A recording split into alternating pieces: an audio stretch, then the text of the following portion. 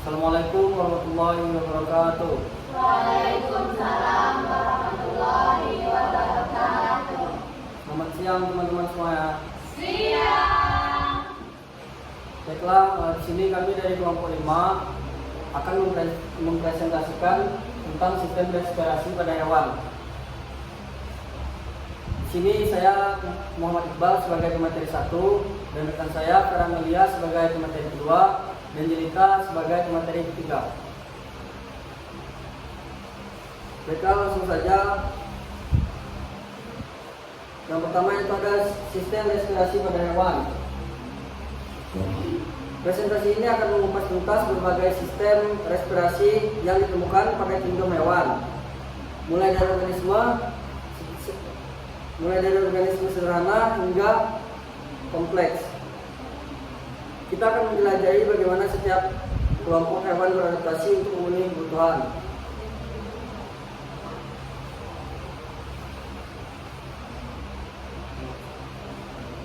Kita akan menjelajahi bagaimana setiap kelompok hewan beradaptasi untuk memenuhi kebutuhan oksigennya, menyoroti keajaiban evolusi dalam menghadapi tantangan lingkungan yang berbeda. Mari kita selami dunia pernapasan hewan yang menakjubkan.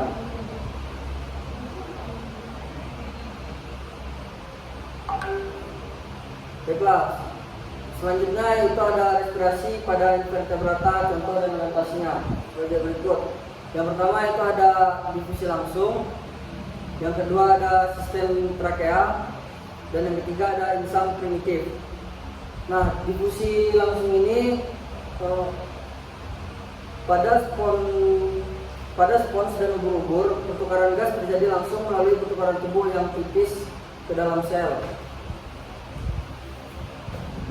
Sedangkan sistem trakea, serangga menggunakan jaringan tabung bercabang atau trakea yang mengalirkan udara langsung ke seluruh jaringan tubuh.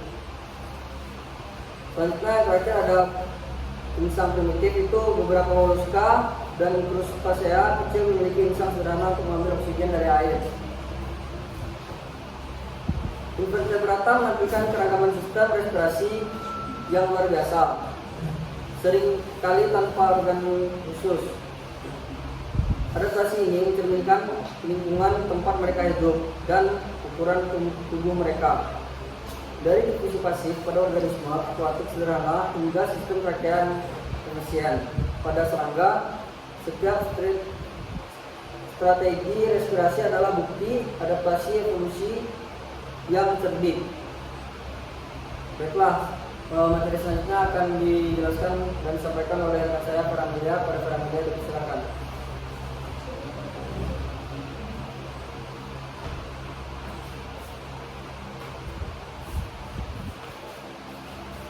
Oke, baik teman-teman. Untuk materi selanjutnya itu ada mekanisme pernapasan pada ikan. Nah, pada mekanisme pernapasan pada ikan ini itu terdapat 3 mekanisme. Yang pertama itu air masuk. Nah, ketika air masuk itu ikan membuka mulut dan memompa melalui insang. Dan yang kedua itu pertukaran gas. Nah, pada tahap pertukaran gas ini di lamela insang oksigen diambil darah dan juga karbon dioksida kemudian dilepaskan. Dan yang ketiga itu air keluar, yang dimana ketika air yang telah miskin oksigen dikeluarkan melalui celah insang. Nah, jadi ikan bernapas menggunakan insang yang sangat efisien untuk mengekstrak oksigen dari air. Mekanisme pernapasan ini dikenal sebagai pertukaran arus balik, yang dimana aliran darah di insang berlawanan arah dengan aliran air.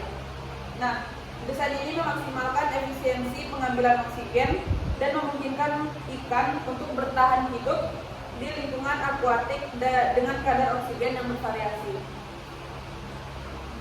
Kemudian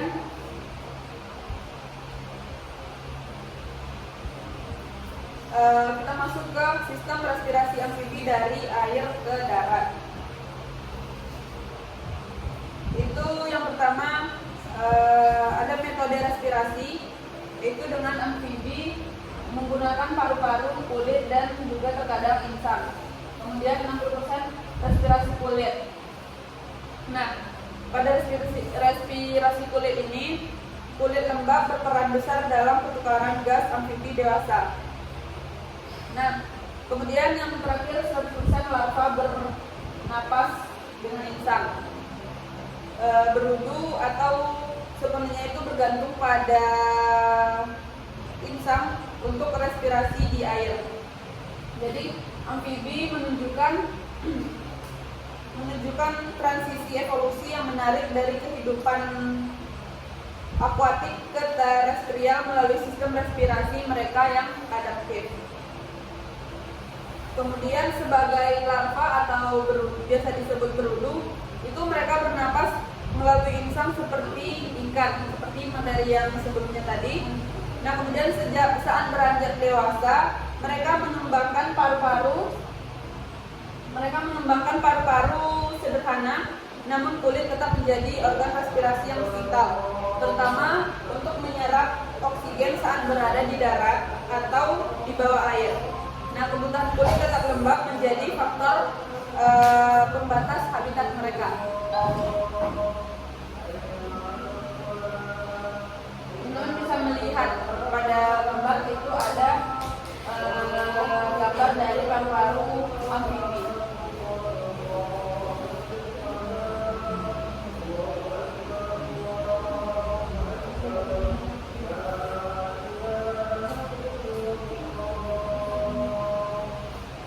Kemudian masuk ke materi selanjutnya, itu ada respirasi atau adaptasi lingkungan kering.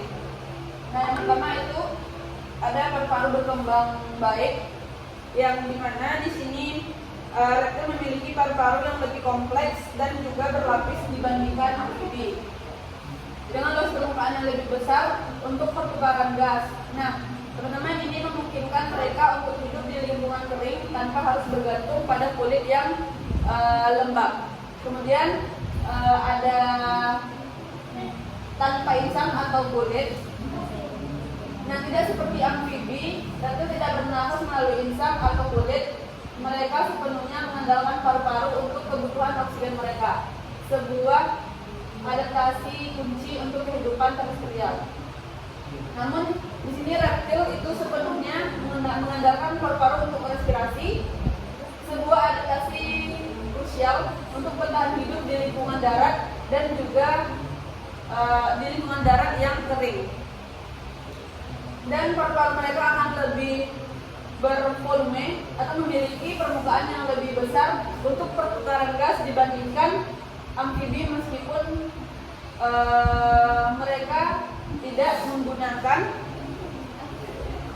mereka tidak memiliki diafragma, gerakan otot-otot untuk memungkinkan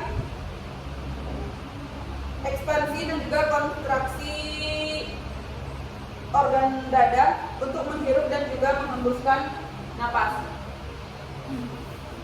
Jadi teman-teman, berdasarkan materi yang telah saya sampaikan tadi, apakah teman-teman paham atau ada yang ingin bertanya sebelum kita lanjut ke materi selanjutnya? Oke, baik. Untuk materi selanjutnya itu akan dilanjutkan oleh rekan saya kepada cerita. Silakan.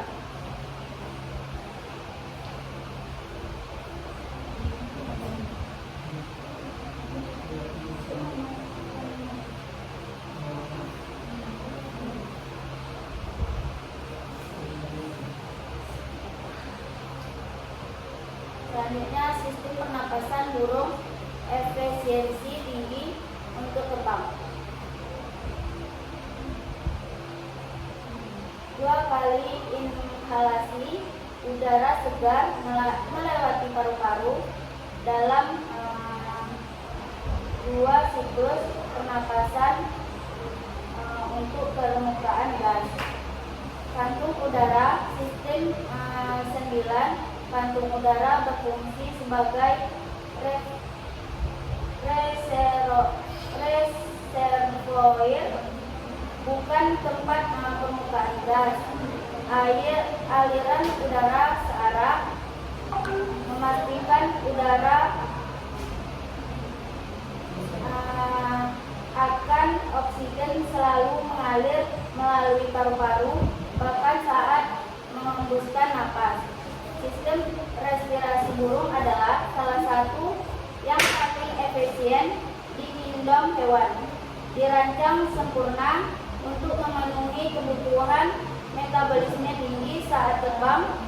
Tidak seperti mamalia, burung memiliki aliran udara searah melalui paru-paru. Mereka yang kaku dibantu oleh serangkaian kantung udara. Ini memungkinkan pertukaran yang sangat efisien dan pasokan oksigen yang konsisten ke otot-otot terbang. Selanjutnya, mamalia dan paru-paru kompleks. Paru-paru alveolar, jutaan alveoli meningkatkan luas permukaan untuk pertukaran gas. Diafragma, otot untuk pernapasan, menciptakan tekanan negatif untuk menghirup udara. Sistem sirkulasi, jaringan kapiler padat mengelilingi alveoli untuk mengangkut gas. Kontrol saraf, pernapasan di luar secara otomatis oleh otak, disesuaikan dengan kebutuhan tubuh. Sistem respirasi mamalia dicirikan oleh paru-paru alveolar yang kompleks, dilengkapi dengan diafragma untuk pernapasan yang efisien. Paru-paru tersusun atas jutaan kantung udara kecil atau alveoli yang dikelilingi oleh jaringan kapiler yang padat. Menyediakan luas permukaan yang sangat besar untuk permukaan gas. Diafragma berperan penting dalam proses inhalasi dan ekshalasi, memungkinkan mamalia untuk mengatur volume pernapasan mereka dengan sangat presisi.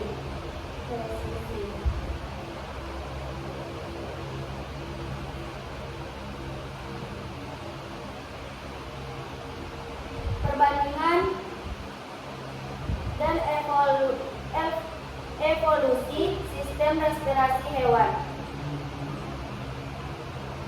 Perjalanan dari difusi sederhana pada organisme uniseluler hingga paru-paru kompleks pada mamalia dan sistem kantung udara pada burung, dan setiap perkembangan mencerminkan tantangan lingkungan yang berbeda dan tekanan seleksi.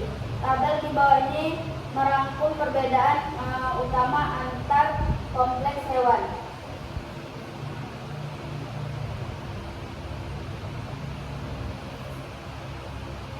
Invertebrata sederhana, permukaan tubuh ikan bernapas dengan insang, difusi saat tingginya itu tidak ada. Amfibi, permukaan tubuhnya itu kulit, paru-paru, difusi dua arah, tingginya itu tinggi. Reptil, permukaan tubuhnya itu paru-paru, difusi dua arah, tingginya itu tidak ada. Burung, permukaan tubuhnya itu paru-paru, kantung udara, difusinya itu searah, tingginya itu tidak ada. Mamalia, permukaan tubuhnya itu paru-paru, difusi dua arah, tingginya itu tidak ada. Baiklah, ini yang dapat saya sampaikan. Saya kembalikan ke moderator. Baiklah teman-teman, itu hanya itu presentasi dari kami dan juga penyampaian materi dari kami. Apabila teman-teman ingin bertanya, kelompok kami menampung minimal 3 pertanyaan maksimal maksudnya.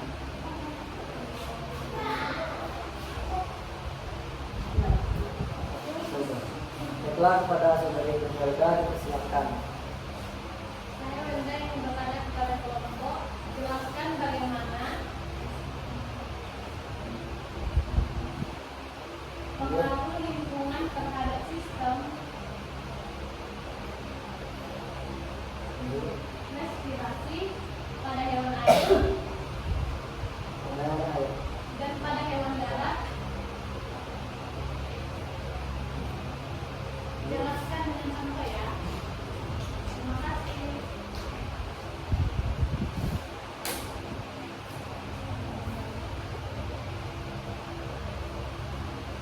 Baiklah, selanjutnya pada saudari Elisa, silakan.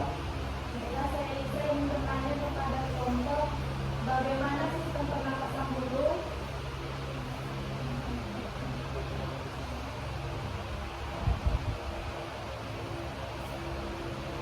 beradaptasi dengan ketinggian dan tekanan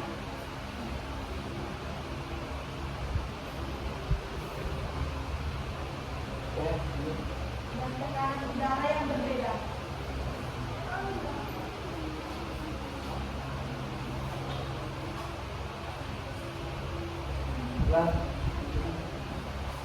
baiklah kepada saudari Nova, silakan. Perkenalkan, saya Bapak Udanis Doro ingin bertanya kepada kelompok. Pertanyaannya yaitu, mengapa sistem trakea pada serangga Serangga lebih efisien dibandingkan difusi langsung pada ubur-ubur, berhubur. meskipun keduanya tidak menggunakan paru-paru? Itu gimana? Tidak menggunakan paru-paru. Baiklah, terima kasih atas pertanyaan dari teman-teman. Izinkan kami mencari jawaban dan berikan kami waktu untuk mencari jawabannya. Baiklah teman-teman, di sini saya akan menjawab pertanyaan dari Nova, yakni mengapa sistem trakea pada serangga lebih efisien dibandingkan difusi langsung pada ubur-ubur, meskipun keduanya tidak menggunakan paru-paru. Jawabannya, sistem trakea pada serangga adalah sistem pernapasan yang lebih efisien dibandingkan difusi langsung pada ubur-ubur karena struktur yang memungkinkan pertukaran gas langsung ke sel tubuh dan pengendalian aliran udara yang lebih baik. Sistem trakea memungkinkan serangga untuk memenuhi kebutuhan oksigen mereka dengan lebih efektif, terutama untuk aktivitas yang tinggi. Baiklah, bagaimana jawabannya? Terima kasih. Jawaban. Baiklah, pertanyaan selanjutnya akan dijawab oleh rekan saya, Vera Melia. Kepada Vera, silakan. Baik, di sini saya akan menjawab pertanyaan dari saudari Elisa, yaitu bagaimana sistem pernapasan burung beradaptasi dengan ketinggian dan juga tekanan udara yang berbeda. Nah, jadi sistem pernapasan burung beradaptasi dengan ketinggian dan tekanan udara yang berbeda melalui peningkatan efisiensi pertukaran gas di paru-paru, laju pernapasan yang lebih cepat, dan juga mekanisme ventilasi yang lebih optimal. Kemudian burung juga menggunakan kantung udara untuk menyimpan udara dan juga membantu dalam pertukaran gas selama terbang. Bagaimana saudari Elisa? Apakah cukup? Oke, baik. Atau mungkin ada teman-teman yang ingin menambahkan? Tidak. Oke, lanjut ke pertanyaan selanjutnya akan dijawab oleh rekan saya Gadis Cinta kepada Cinta. Baiklah, saya akan menjawab pertanyaan dari saudari Wenda. Jelaskan bagaimana pengaruh lingkungan terhadap sistem respirasi pada hewan air dan hewan darat. Jelaskan dengan contoh. Lingkungan berpengaruh besar terhadap sistem respirasi hewan, baik hewan air maupun darat. Hewan air seperti ikan misalnya, menggunakan insang untuk bernapas yang membutuhkan oksigen terlarut dalam air. Sedangkan hewan darat seperti mamalia membutuhkan oksigen di udara. Kondisi di lingkungan seperti suhu, kadar oksigen, dan kelembapan dapat mempengaruhi efisien seperti respirasi pada hewan. Kepada Saudari Yelda, apakah sudah cukup? Terima kasih kepada kelompok.